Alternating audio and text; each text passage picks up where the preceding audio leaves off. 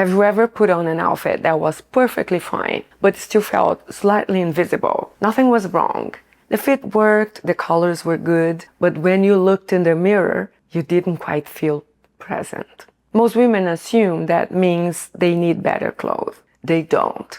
More often than not, it's the accessories. And I know that sounds dramatic, but stay with me, because accessories aren't little extras. They aren't the if I have time part of getting dressed. They are the part that actually makes the outfit say something. This is the episode 2 of the visual language of style. In the first episode, we talked about rebuilding the foundation, the wardrobe itself. Today we're talking about what brings that foundation to life. And yes, that's accessories.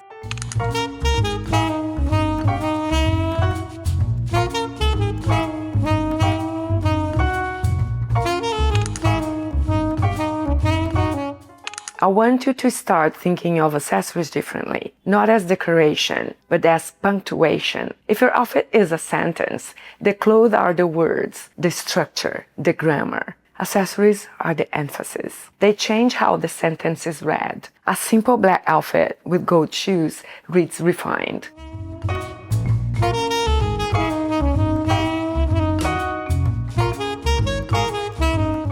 The same outfit with sneakers, a giant white tote, and beige scarf suddenly reads creative, expressive, and cool.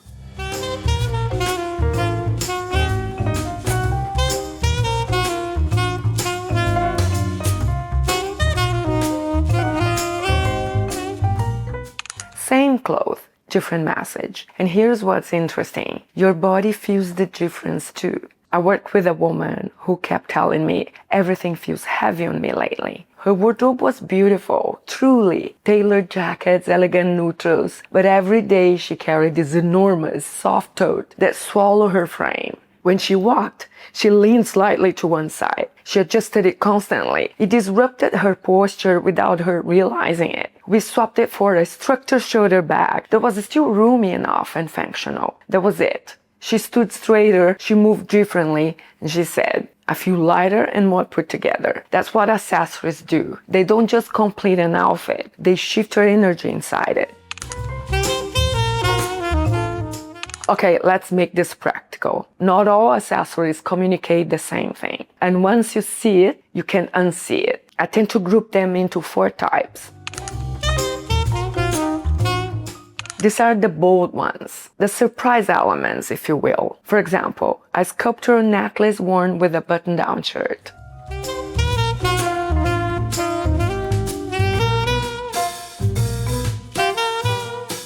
It could also be an ugly shoe paired with an ultra-feminine outfit.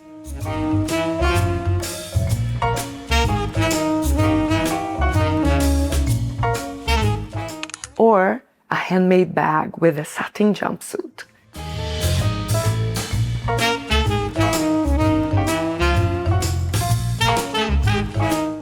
They create tension in the outfit, and tension is what makes things interesting. They say, I'm here, not loudly, just clearly. If your outfits feel safe or predictable, friction pieces add dimension. These are your stabilizers. Try pairing timeless tennis bracelets and cocktail rings with your most mundane casuals.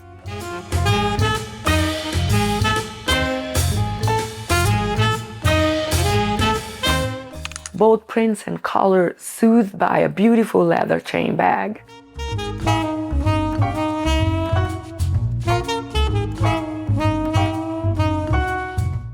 Classic accessories elevate everything. They bring calm. They say, I know myself. And sometimes that's exactly the message you want to send. These are practical, but don't dismiss them. A belt that really holds your pants and defines your waist.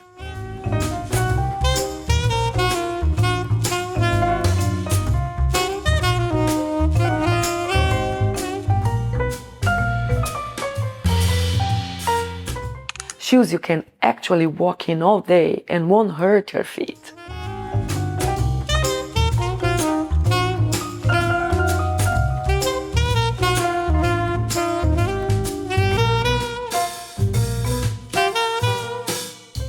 A classic bag that carries all your essentials and won't weigh you down.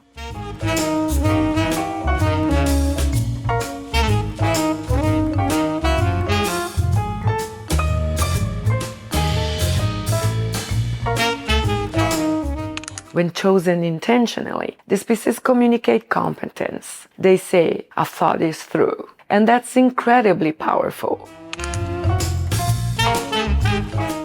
This is where it gets personal. The heirloom watch you got from your father, the ring from a milestone birthday, that scarf from a meaningful trip. I once worked with a woman who stopped wearing her charm bracelets because she thought it looked too young. We paired it with her workwear, and all of a sudden, it didn't look girlish. It looked layered. It said, "I've lived," and that's a very different energy. Here's a simple question. When you open your accessory door, does it reflect you now?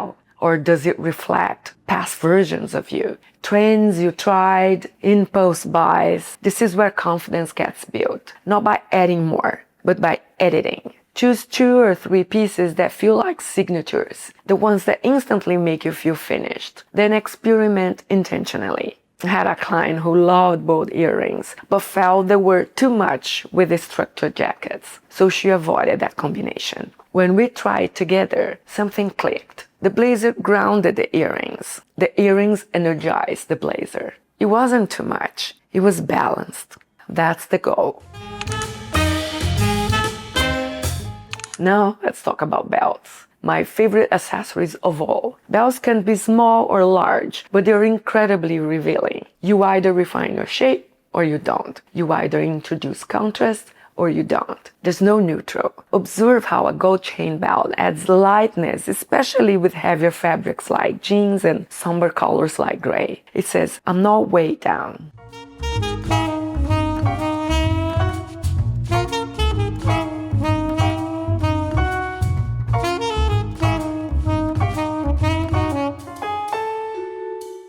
Or how a studded belt adds contrast and edge to softness.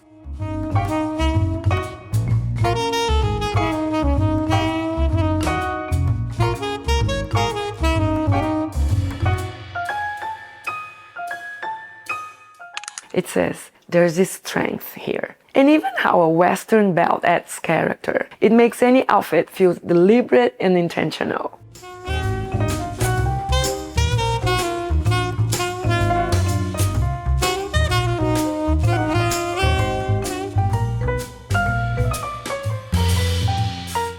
And a crystal belt breaking up a total black outfit.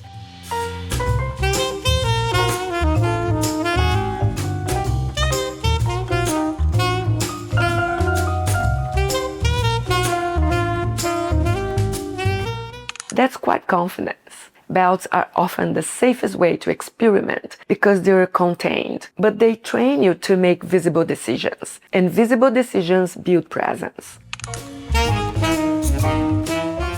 Once you understand this, shopping changes. You stop buying random pieces that don't reinforce your identity. You start asking, does this amplify who I am already? Or this is just noise? I had a client with 7 handbags, all slightly different, not quite right. We narrowed it down to 3. She dressed faster, spent less, looked more polished. Clarity simplifies everything.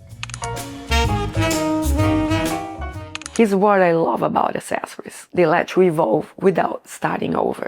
You don't need a new wardrobe. You need a shift in emphasis. So I encourage you to experiment with accessories in new and different ways. For example, try a bolder necklace if you only wear golden chains. Define your waist with a collar belt instead of a neutral one. Try adding friction where there's none. And most importantly, don't take yourself too seriously. Notice how you stand. Notice how you speak. Because confidence isn't about being louder. It's about being aligned. So this was episode 2 of the visual language of style. In the first episode, we reviewed the foundation. Today, we refine the emphasis. But there's something even deeper happening underneath all of this. Because even the right accessories won't work if the proportions are off, if contrast overwhelms you, if the color drains your features. In the next episode, Color, Contrast and Proportion, the silent language of modern style, we are going to talk about the structure, the quiet mechanics that determine whether an outfit harmonizes with you or fights you.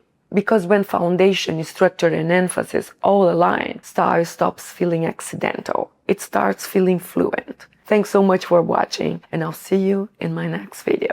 Ciao, ciao, everyone.